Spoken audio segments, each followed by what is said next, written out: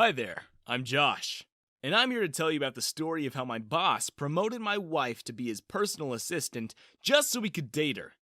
But before anything else, don't forget to subscribe, give this video a thumbs up, and hit that notification bell icon to show your support for me. I was a CEO of nothing. That was my hustle. Yeah, I'm homeless.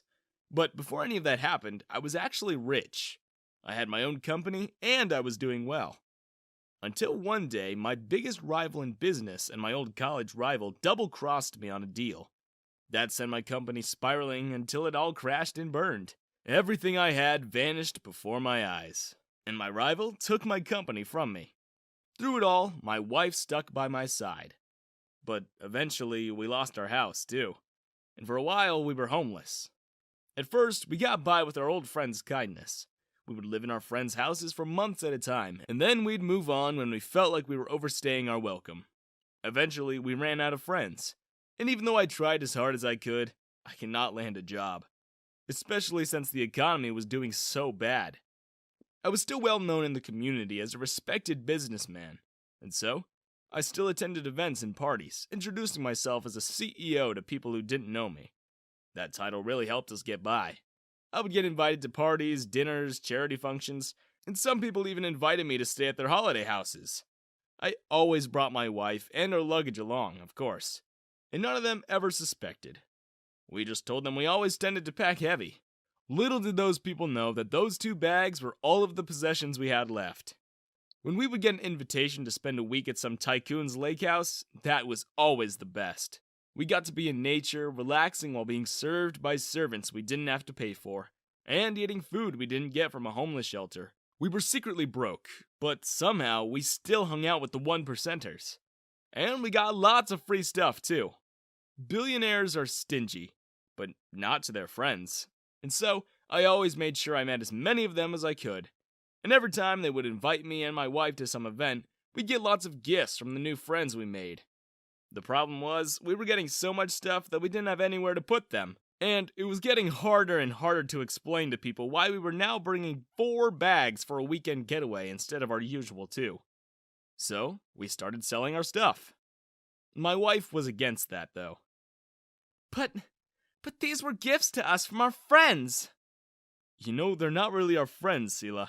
They're only nice to us because they think we're like them. The moment they find out we're actually homeless, they'll treat us worse than dirt.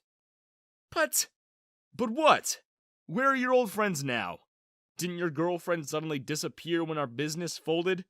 Do you think these people are different? We may be in a different city now, but rich people are the same everywhere. I hauled our bags to the nearest pawn shop and sold what we didn't need. We got by for a while, but still, we didn't have enough for a roof over our heads. True, we could have used that money for rent, but renting would just be giving money away for something you can't own. And I had bigger plans. I was going to use whatever money we made from selling people's gifts to start another business. We went to more and more parties and befriended more and more rich people. And for every weekend we'd spend at some rich lady's house, we'd come back with a haul of lavish gifts like jewelry. And for every week we spent hunting or camping at some rich guy's estate, we took home golf clubs and Italian leather shoes and custom suits. Honestly, I wish I met more rich women. The guys were awful at choosing gifts. But hey, I sold them anyway. I'm nothing if not a great salesman after all. But on one fateful day, our fortunes took a turn once again. We were at a charity event, and we were really looking forward to eating as much as we could, because those types of events always had lots of fancy stuff. But when we got there, we noticed everyone was looking at us funny. And they were whispering. I tried to talk to some of my new friends, but no one would even respond. They just smiled and turned their backs. Some even went as far as walking away from us. When we tried to talk to people we didn't know, they'd have a disgusted look on their face. Ew, no. Please, don't talk to us. Go away. I decided to just ignore what was happening and began to fill up a plate. If people were being weird, it wasn't going to stop me from having some of the food. But as I was taking a bite out of the chicken, the billionaire whose house we were just at a couple of weeks ago stood up on the stage and called everyone's attention. Hello, everyone! First of all, I would like to apologize that you have to tolerate the events of tonight. But please remember, We are here for the starving kids in Africa. And speaking of which, we have starving people here, too. Only, in their case, they've been pretending to be rich so they can steal from us. Suddenly, it got so bright I had to shield my eyes. The spotlight was pointed at me and my wife. All the people who were at the event were looking at us if we had murdered somebody. What? Are you talking about me? Yes, you, Josh, CEO of .xml Technologies. Or whatever your made-up company's called. You're no millionaire. You're just a homeless bum. What? My company is not made up, and I am a CEO. Were. You were a CEO. Nobody here is gonna believe you anymore. You are hereby banned from being in any of our functions and events unless you're working as a waiter. Which is where you belong. Guards! A woman dressed up in suits and sunglasses dragged us from where we stood. My wife screamed in protest. I'm not done with my roast chicken! Let me go! We lost all contact with that world. So once again, we had to find a hustle. Over and over I got rejected in interviews. It seemed I was blacklisted from every position in my field of work in that city. The word has spread of what I'd done. One day, my wife said she was going to go for an interview, and when she came back, she had a massive smile on her face. I instantly knew what it meant. We celebrated before I even heard what job she got. But I regretted even asking. What do you mean you found us a job at Rick's company? How dare you even go back to that town? Did you forget what those people did to us? What Rick did to us? But do we even have a choice?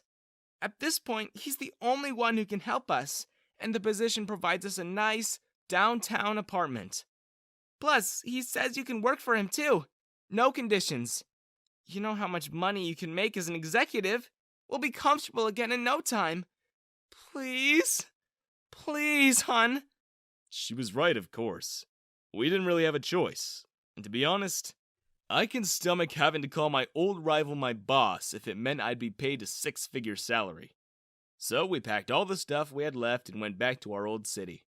Rick's company paid for our city apartment. And by apartment, they really meant $1 million loft. From being homeless to being rich again with the snap of a finger. Rick made me manage a branch of his company. My old company that he acquired. It felt a little humiliating being his employee, but I couldn't complain. Our fortunes changed once again thanks to him. What I couldn't stomach, though, was when I found out the only reason he promoted my wife to become his personal assistant was because he wanted to date her. I stormed into his office. What do you two think you're doing? My face turned red with anger at the sight of my wife sitting on Rick's desk, holding his hand affectionately. As soon as she saw me, Sela stood and hid behind Rick's chair. Rick simply laughed. What? Is there anything wrong with your wife and I spending time together? Well, yes! She's my wife! She's married to me! And? What do you mean, and? What I mean is that if you so much as have an objection, I can take back everything you have. I left that office with my tail between my legs. I wasn't ready to be poor again, and Sela? She looked way too happy being around him all the time. It hurt. But I was also angry that she was ready to leave me just because she found someone with more money and success. I had to teach both of them a lesson. One night, Rick invited us both to a dinner with his business partners. It was there that I met his wife, Sarah. Sarah was unhappy in her marriage, just like me. We hit it off instantly. She told me all about how Rick was always cheating on her, and I told her who he was cheating with at the moment. We saw how Rick kept holding Sela's hands so openly for everyone to see.